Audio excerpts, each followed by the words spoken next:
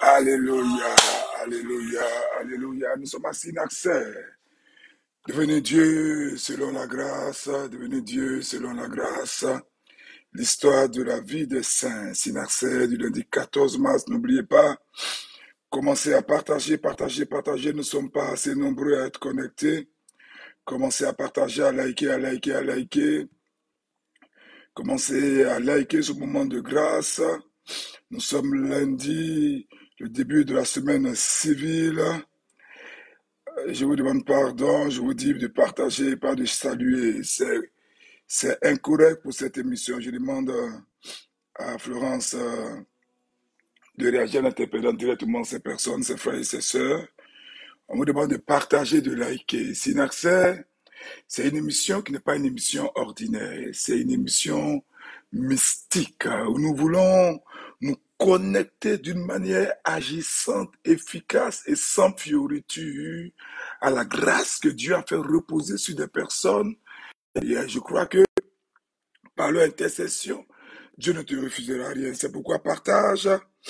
Bon, voici quelqu'un qui la révélation, shalom papa. Il faut les interpeller, il faut les taguer. Synaxaire, on ne salue pas, on like pour montrer qu'on est là. On like, on partage. On like, on partage. Et on envoie sa requête de prière pour pouvoir bénéficier de la grâce excellente qui repose. Partagez. Demandons que Dieu, pendant que nous adorons Dieu, nous adorons le Seigneur, que nous célébrons sa divine présence, que sa faveur soit sur nous, que sa grâce soit sur nous. Adorons le Seigneur partout où vous êtes dans le monde entier. Célébrons-le. À Samira Josiana qui a partagé dans 15 groupes. Continue de liker et envoie ta requête de prière pour que notre Saint, qui est un des pères théophores, une des grandes Benoît de Nursie. Alors, Saint Benoît a vu le jour entre 480 et 490 à Nursie, Norcia, une petite ville de la province du nord-est de Rome. Et sa famille était une famille chrétienne, une famille pieuse, une famille aussi très aisée. Il va être envoyé à Rome pour ses études. Mais déjà, dès son enfance, il avait la sagesse d'un vieillard. Et vous le savez, comme toute sagesse véritable commence par la crainte de Dieu, il était de plaire à Dieu seul. Et c'est pourquoi très tôt, il va tourner le dos à tous ces plaisirs du monde-là, à toutes ces vaines promesses, pour se mettre résolument en quête du saint habit monastique. Il voulait devenir moine. Et pendant qu'il voyageait, parce que les fils, les enfants de nobles à cette époque-là, voyageaient beaucoup déjà, petits, des sommets. Je vous ai dit qu'un moine cénobite, c'est un moine qui vit en communauté et non, qui n'est pas un ermite. Et là, ce moine-là va lui revêtir les saints habits monastiques et lui apporter en secret des provisions que lui-même, ce moine va économiser sur sa propre portion. Et au bout de 3 ans, le Seigneur, qui ne voulait pas laisser cacher sa vertu, va révéler la cachette de son serviteur et un prêtre, qui le jour de Pâques va lui apporter de la nourriture. Benoît, qui avait oublié toute notion du temps, va saluer ce prêtre-là en disant, je sais bien que c'est Pâques, puisque j'ai l'honneur de te voir. Et puis après, les bergers vont découvrir à leur tour sa cachette et dès lors, un grand nombre de personnes va commencer à lui rendre visite pour recevoir une parole de salut, la consolation de leur âme et des bénédictions particulières. Un jour, alors que le saint priait seul, le démon va lui apparaître sous la forme d'un oiseau et il va être assailli après par le feu de la tentation charnelle à tel point que Benoît va décider presque de quitter sa solitude sous l'impulsion de ces attaques du démon-là. Mais Dieu va lui faire la grâce, une grâce divine, et il va se jeter nu dans un buisson d'ortie. Alors, l'ortie, c'est quoi? L'ortie, ce sont des feuilles. Ça existe un peu dans nos villages, ceux qui vont au village, ceux qui sont allés dans des plantations. Il y a des plantes, des feuilles, quand vous les touchez, ça vous donne des démangeaisons terribles. Et même ça peut donner des taches même sur votre corps. C'est un peu ça l'ortie. Et donc, Benoît, pour échapper à cette tentation-là, cette suggestion du diable qui lui montre des scènes de femmes nues, etc., Benoît va se jeter dans ces orties-là. Et aussi, pas seulement les orties, mais il va se jeter aussi dans des ronces, c'est-à-dire des buissons avec des piquants. Et c'est comme ça qu'avec la douleur, il va remporter la victoire sur cette volupté-là, sur cette attaque de la chair, sur ses pensées, ses oppressions impures-là. Et depuis ce jour-là, le Seigneur va gratifier Saint Benoît de Nursie de ce qu'on appelle l'impassibilité de la chair. Je vous l'ai déjà défini, cette impassibilité de la chair. C'est une grâce que le Seigneur fait, de sorte que la personne qui bénéficie de cette grâce-là parvienne à une tranquillité de l'âme et un profond détachement de la chair. Et c'est comme ça qu'au fur et à mesure, Benoît va commencer à cumuler les vertus, les grâces, et devenir un instrument de bénédiction. Et voici que quelque temps après, le supérieur du monastère voisin, qu'on appelait le monastère de Bikovaroa, va mourir et les moines vont insister auprès de Benoît et même vont parvenir à le convaincre de prendre la direction de ce monastère-là. Mais dès que Saint Benoît va vouloir leur imposer une stricte discipline évangélique, à leur conduite mauvaise, tortueuse et païenne. Et là, Ces moines qui eux-mêmes avaient demandé que Saint Benoît soit à la tête vont commencer à murmurer contre lui et même vont tenter de l'empoisonner. Vous voyez, on parle du grand Saint Benoît. C'est pourquoi je vais rassurer un prêtre que nous suit, je vais rassurer un fondateur d'une communauté, je vais rassurer un responsable d'un groupe de prière. Quand tu veux imprimer la règle, la discipline, Saint Benoît va se retourner au désert pour habiter, comme le maître le dit, avec lui-même. Et là, il va veiller constamment sur son cœur, en présence de son Créateur, sans laisser l'œil de son âme jeter ses regards à l'extérieur. Et comme il progressait, il allait de vertu en vertu dans la voie de la contemplation, le Saint va attirer à lui de nombreux disciples et beaucoup de nobles de Rome vont venir lui confier leur fils et c'est comme ça qu'il va recevoir l'un des grands saints aussi. En France, il a eu la grâce d'habiter dans un quartier qui lui était dédié, invité par une charmante dame vertueuse qui avait reçu une année. Saint-Maur va recevoir Saint-Maur qui est fêté dans l'église orthodoxe le 15 janvier et Saint-Placide. Et Saint-Benoît qui recevait beaucoup de beaucoup en plus de personnes va organiser des monastères. Il va organiser donc 12 monastères qui va répartir aux alentours du lieu où il était. Et ces 12 monastères-là comportaient chacun 12 moines, à la tête desquels se trouvait un supérieur qui lui rendait compte de tout ce qui concernait la vie commune et l'avancement spirituel de chaque moine. Benoît était vraiment un père spirituel, il était vraiment le modèle vivant de la parfaite observance monastique. Et lorsqu'il avait des besoins matériels, il demandait l'assistance de la grâce divine. Il discernait également les pensées secrètes des cœurs de ces moines et il n'hésitait pas, dans son amour paternel, à les corriger, parfois même par des peines corporelles, pour les faire quitter les mauvaises habitudes. Et c'est comme ça que ces vertus et de tels miracles vont susciter de nouvelles tribulations à notre sein. Un prêtre jaloux, qui s'appelait Florent, va commencer sur l'instigation, la suggestion du diable, va commencer à répandre sur Saint Benoît de Nissy toutes sortes de calomnies. Parce qu'il voulait que les visiteurs qui se multipliaient en nombre très notable puissent s'éloigner de lui. Il va jusqu'à envoyer à notre saint un jour un pain empoisonné. Et le saint va recevoir ce cadeau maléfique-là et il va le tendre à un corbeau qui avait l'habitude de venir prendre sa nourriture de la main du saint. Il va ordonner à ce corbeau-là d'aller jeter ce pain dans un lieu où personne ne pouvait le trouver. Et le prêtre indigne ne va pas s'arrêter là. Il va continuer de dresser des embûches à notre saint. Et comme Saint Benoît voyait qu'il ne pouvait rien faire pour changer ce prêtre démonisé, lui-même va entreprendre de faire,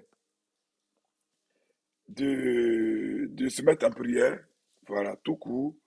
Et comme ce prêtre, Florent ne pouvait pas atteindre Saint-Benoît, vous savez ce qu'il va faire? Il va entreprendre maintenant de faire tomber les disciples de Saint-Benoît. Il va envoyer cette jeune fille danser nue. Oui, vous avez entendu? Danser nue. Ça se passe aussi dans l'église. Hein. Danser nue sous le regard dans le jardin du monastère. Et Benoît, qui craignait de devenir la cause de la chute pour ses frères, va décider de ne pas résister davantage à ce méchant prêtre-là. Et après avoir donné ses dernières recommandations aux différents supérieurs des monastères qu'il avait établis, il va quitter ce lieu qu'on appelait Subiaco. Il va quitter la tête d'un petit groupe de disciples. C'était vers 529. Et il va prendre plus tard la mort accidentelle de Florent. Et l'homme de Dieu, malgré que ce prêtre-là va mourir, va se lamenter sincèrement sur lui. Et va même, tenez-vous bien, alors que ce prêtre voulait l'assassiner, ce prêtre répandait des calomnies sur lui, ce prêtre envoyait des filles nues danser pour tenter ces moines. Lorsque notre saint va prendre la mort accidentelle, sûrement, il y a eu un retour à l'envoyeur de ce prêtre Florent.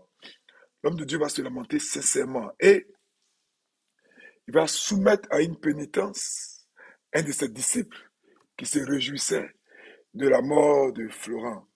Et Benoît donc et ses disciples vont arriver sur une montagne qu'on appelait le Mont Cassin, une montagne qui était située à mi-chemin entre Rome et Naples. Et au sommet de cette montagne-là, à l'époque, il se trouvait un temple dédié au culte d'Apollon. Et le saint va briser l'idole, il va renverser l'autel pour transformer ce temple-là à une église qu'il va dédier à Saint Martin de Tours, qui est fêté aussi dans l'église orthodoxe le 11 novembre. Il va raser les bois et, et les différentes petites forêts où les habitants se livraient encore au culte d'idole, au culte d'idolâtrie. Il va raser ces bois-là. Il va réussir à convertir par sa parole apostolique tous ses habitants et Satan va hurler, maudit Benoît. Il va essayer encore de dresser des embûches aux moines durant la construction du monastère, mais chaque fois la puissance de Dieu mettait Satan en déroute. Un jour, un roi qu'on appelait le roi des Ostrogoths, qui s'appelait Totila, qui ravageait l'Italie par une guerre sanguinaire, il va vouloir éprouver l'esprit prophétique du saint et il va voir à sa place son écuyer. L'écuyer, c'est un soldat d'élite qui était dans la garde même royale du roi.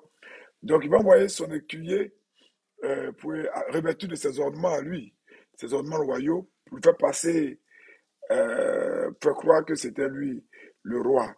Mais dès que l'écuyer va apparaître devant le saint avec tout son équipage, l'homme de Dieu va crier, quitte mon fils, ce qui ne t'appartient pas. Et alors, Tortilla va venir en personne se prosterner aux pieds du saint qui va le relever lui-même, va lui faire des reproches sur ses mauvaises actions. Il va lui prédire qu'il va trouver la mort la 10e année de son règne. Et cette prédiction va se réaliser en 552. Une fois encore, il va apparaître un songe supérieur qu'il a désigné au monastère à Terracine. Il va lui indiquer les emplacements de tous les bâtiments conventuels qu'il devait construire. Vous savez que à l'époque, les monastères, il y avait des bâtiments qu'on appelait des bâtiments conventuels, des bâtiments qu'on construisait autour de l'église, de la communauté religieuse. Il y avait ce bâtiment comportait un réfectoire, un dortoir, la salle de réunion, etc. Et Saint Benoît va apparaître souvent en songe pour dire aux supérieurs de ces monastères-là, surtout de celui de Terracina, les plans des emplacements de ces bâtiments conventuels-là. Souvent aussi en temps de disette, en temps de famine, Saint Benoît faisait des prières et le blé et l'huile affluaient, remplissaient les réserves du monastère parce qu'il ne voulait pas que ces moines aient des soucis, mais plutôt qu'ils puissent vaquer à l'œuvre de Dieu à laquelle rien n'était pour lui préférable. Et vraiment, il est celui qui va organiser la louange à Dieu pour qu'elle soit accessible à tous. Il va, en se fondant sur la tradition des pères d'Orient, dont des pères orthodoxes, et il va mettre en place les usages romains. Il va remanier les usages romains de son temps. Il va s'unir constamment à Dieu par la prière. Il ne va mépriser pas pourtant le travail manuel avec ses moines. Et un jour, pendant qu'il revenait des champs, il voit la porte du monastère. Il voit à la porte du monastère le corps inanimé d'un enfant que son père avait déposé là. Et poussé par la compassion, Saint Benoît de Nursie va supplier le Seigneur au nom de la foi de ce père-là qui était éploré l'enfant, va répondre oui. Les paroles même de Saint Benoît avaient une puissance telle et avaient aussi le pouvoir de châtier ou de délier les âmes des défunts. Un jour encore, il y avait des guerres et Rome subissait une invasion. Et ça, c'était aussi une prédiction de Saint Benoît. Ce Rome, à l'époque, était la capitale du monde. Et il va prédire aussi la destruction du mont Cassin par les Lombards.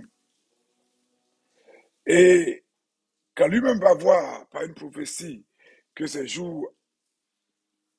la fin de ses jours approchait, il va rédiger sa règle un document admirable de discernement spirituel et d'une sobriété qui va fonder sur les écrits des saints-pères tels que Pacôme, Basile et Cassien, et sur les institutions monastiques qu'il avait adoptées dans son propre monastère. Et dans ces écrits-là, dans sa règle, bien sûr, il va exposer les principes et les lois de fonctionnement des monastères cénobitiques. Et pour Saint Benoît, le monastère est l'église en résumé, et une école où on apprend le service du Seigneur. Et sous la conduite de l'abbé au moyen de cette obéissance au commandement évangélique. C'est là qu'en persévérant jusqu'à la mort et en prenant part par la patience à la passion de notre Seigneur Jésus-Christ, les moines, pour lui, doivent progresser de vertu en vertu pour atteindre son royaume éternel.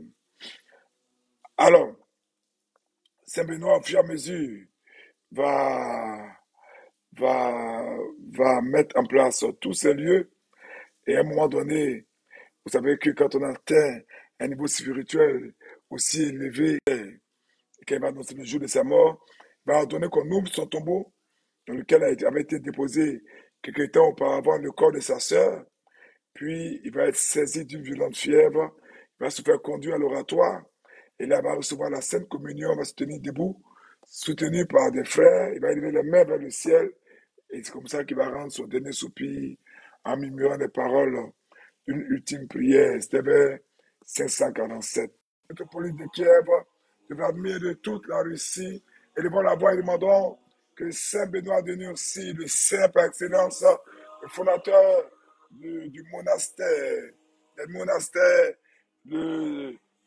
le saint par excellence de tout ce qui est vie monastique, de vie de moine, vie d'ermite, mais surtout de vie cénobitique en Occident, mais aussi en Orient, puisse nous aider. Devant la voix et prions pendant que vous vous connectez, pendant que vous partagez ce moment, que vous envoyez vos requêtes de prière, que par l'intercession de Saint Benoît de Nursie, la grâce de Dieu vous localise partout où vous êtes dans le monde entier.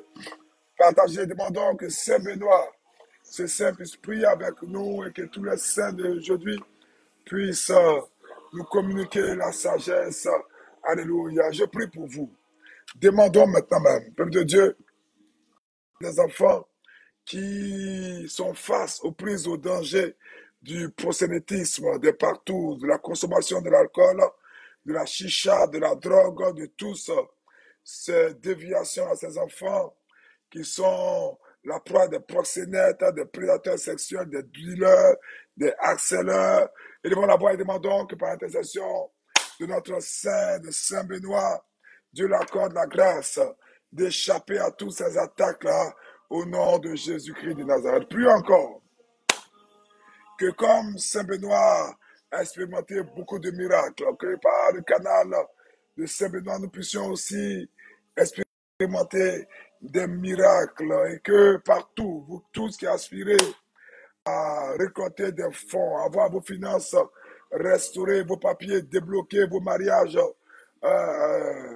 guérir votre santé, restaurer vos projets, se réaliser, que par l'intercession de Saint Benoît qui par sa prière a rempli les réserves, c'est que Dieu pourvoit également, que Dieu nous accorde la grâce, la providence divine. Et prions, grâce, plus encore, que par l'intercession de Saint Benoît, toute tentative d'empoisonnement, toute attaque contre notre corps, toute tentative d'empoisonnement dans notre cercle, par des méchants, même dans le milieu ecclésiastique, que ces empoisonnements-là soient déjoués au nom de Jésus-Christ de Nazareth, et que toute programmation de mort prématurée contre vous, votre mari, votre femme, vos enfants, que par l'intercession de Saint Benoît, par le signe de la croix, tous ces manigances-là soient brisés au nom de Jésus-Christ de Nazareth. S'il y a quelqu'un qui a été empoisonné, qui est connecté à cette prière, nous commandons, nous demandons par l'intercession de Saint Benoît une désintoxication de son corps au nom de Jésus-Christ de Nazareth. Partout où vous êtes,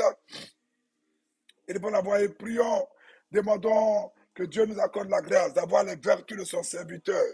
Saint Benoît s'est jeté dans les ronces, il s'est jeté dans ces plantes-là qui procurent au corps des démangeaisons terribles. Demandons que par son intercession, Dieu nous accorde la grâce de la chasteté nous tous qui n'arrivons pas à vivre une vie de chasteté, qui sommes liés à la pornographie, à la masturbation, à l'adultère, qui sommes liés au patous, à l'homosexualité, que par l'intercession de Saint Benoît, la grâce de Dieu vous soit accordée au nom de Jésus-Christ de Nazareth. Demandons que par la compassion de Saint Benoît, vous tous qui me suivez en direct, vous ne vous réjouissez jamais des choses qui arrivent à vos ennemis. Je vous bénis depuis la sainte montagne du Christ libérateur à Boufodoumé, où nous fêtions, nous commémorons ce grand saint jusqu'à minuit. Il va continuer de prier avec nous, de prier pour nous. Je vous demande de visiter un monastère. Vous pouvez visiter la sainte montagne du Christ libérateur